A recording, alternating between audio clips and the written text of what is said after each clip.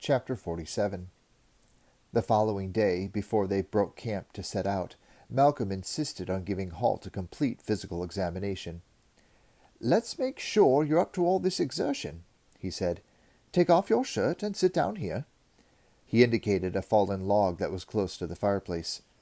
"Of course I'm up to it," Halt told him briskly. Then he realized he'd met his match when it came to stubbornness. The healer stepped back and drew himself up to his full height.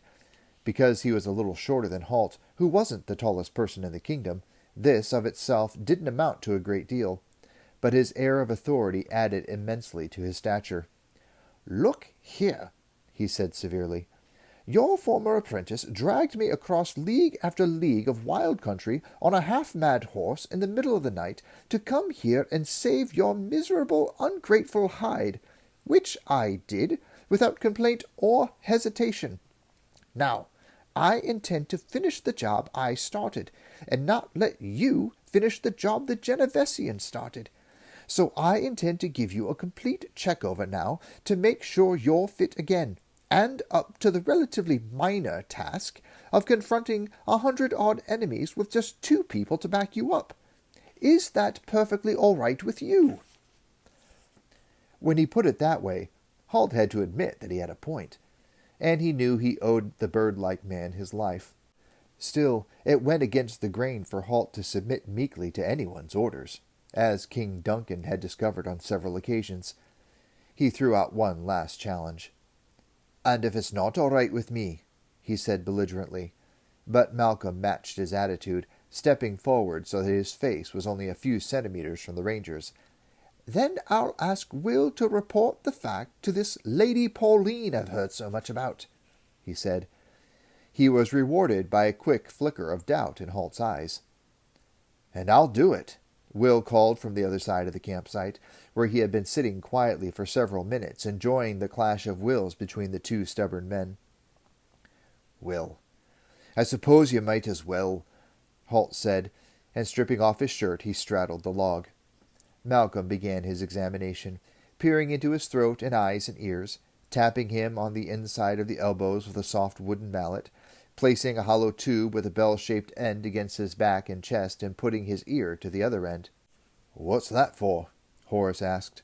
He had moved closer as Malcolm went to work, and now stood a few paces away, watching with interest, in spite of Halt's growing irritation. "It's none of your business," the ranger growled warningly. But Horace was not to be deterred. "What can you hear?" he asked Malcolm.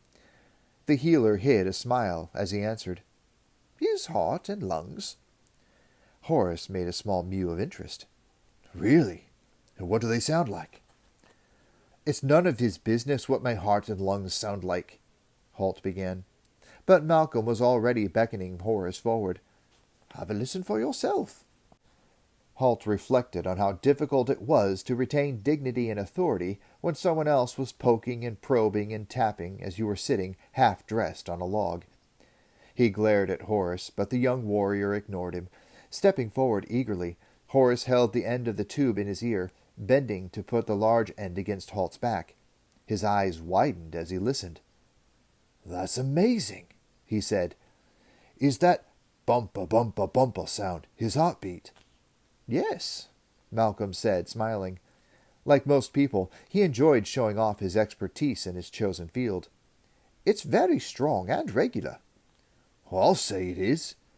Horace was impressed both by Malcolm's medical knowledge and the sheer volume of Halt's heartbeat when it was amplified by the tube. "You're like a regular bass drum in there, Halt." "How kind of you to say so," Halt said, a sour expression on his face. But Horace was still eager to quiz Malcolm further. "And what about that great, rushing, whoosh, whoosh sound? It's vaguely like a draft horse breaking wind." "That's his lungs, his breathing," Malcolm replied. "Again, quite healthy. Although it's an original description of the sound, I must say. Haven't seen that in any of my medical texts." "Let me have another listen," Horace said, and he bent once more toward Halt's back. But the angry ranger twisted around on the log to confront him. "Get away from me. Listen to your own heart and lungs if you must." Horace shrugged apologetically, showing him the straight listening tube. "Well, that's a little difficult, Halt. I'd have to twist my head right around behind my back to do that." Halt smiled evilly at him. "I'm sure I could manage that for you," he said. Horace regarded him for a moment, trying to ascertain if he were joking. He decided that he wasn't totally sure, so he stepped away, handing the tube to Malcolm. "Might be best if you continue," he said. Malcolm took the tube back and continued with his examination. 15 minutes later, he announced that he was satisfied. "You're as strong as a horse," he told Halt. The ranger glared back at him. "And you're stubborn as a mule." Malcolm shrugged. "People do say that," he replied without taking offense. Horace, who had withdrawn to watch the rest of the examination, now stood and moved forward as Halt pulled his shirt over his head again. The ranger looked up at him, still less than pleased with him. "What do you want?" he asked belligerently. "My heart and lungs have been put away for the day, I'm afraid." But Horace pointed to Halt's face. "The beard," he said. "If you decide to impersonate Ferris again, you'll have to shave." "Which I can attend to myself," Halt told him. "But if you want to make yourself useful while I'm doing so, get a few strips of leather and plait a headband like the one Ferris wore." Horace nodded, and while Halt fetched hot water and trimmed his regrowing beard back to a semblance of Ferris's more subdued version, Horace found some leather thongs in his pack and plaited them together, creating a reasonable facsimile of the simple royal crown of Clonmel. Halt was rinsing the lather from his face when he noticed Malcolm carefully packing a small box with a dozen irregular-shaped balls of what appeared to be dried brown mud. "Are those more of those whiz-bangs you're playing with?" he asked. The healer nodded. He didn't look up from his task, and Halt, stepping closer, could see that he had the box packed with bundles of cut grass, which he used to keep the mud balls separated. The tip of Malcolm's tongue protruded through his teeth as he concentrated on his work. "What do they do, exactly?" Halt asked. The final ball packed carefully in grass, Malcolm looked up. "If I throw one on the ground," he explained, "it will create a loud bang and a thick cloud of yellow-brown smoke. They're very volatile. That's why I need to pack them so carefully." "And what do you plan on doing with them?" Halt asked. "I thought they might come in handy if you need a diversion. They won't actually injure anyone." He hesitated, then amended that thought. "Well, aside from setting their ears ringing, they're just noise and smoke makers." Halt grunted thoughtfully, but said nothing more. He was beginning to see a possible use for the noisemakers. Finally, with their preparations complete, they struck camp and moved forward, closer to the range of cliffs where Tennyson had gone to ground. Literally. They left the horses well back in the grove of trees that Horace and Will had discovered the previous day, then crept forward to observe the caves. "Now what?"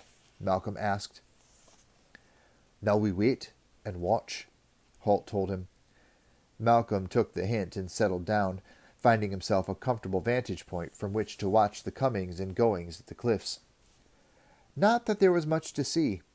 A group of 4 men left the cave in the late morning, returning several hours later burdened down by the carcass of a deer. "Hunting party," Horace said.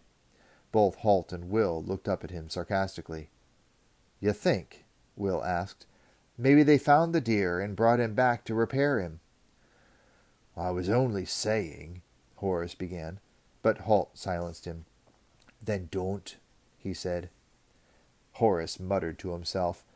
One of the trials involved in traveling with rangers was times like these.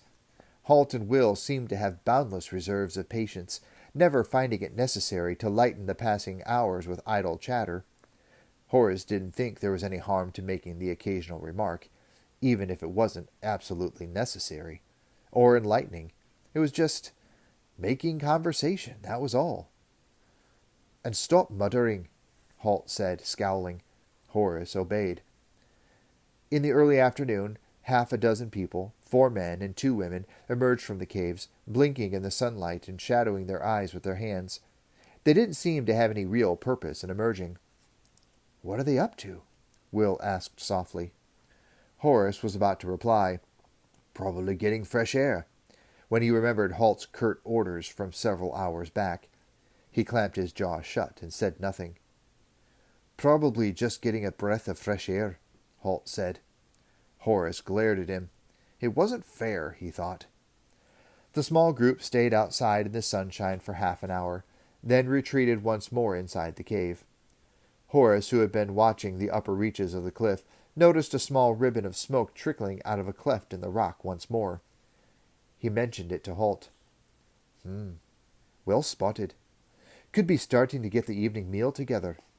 He turned to Will. "When you were in Tennyson's camp, what was his schedule for prayer meetings?" "Mornings and late afternoons," Will replied promptly. "After the second one, they'd usually have dinner." "So, assuming he hasn't changed his schedule, they might be getting ready for a little bit of hymn singing and hand over your money any time now." Will nodded. "That'd be my guess." Halt looked at his three companions. "Let's get ready to join them, shall we? I'd hate to miss the sermon."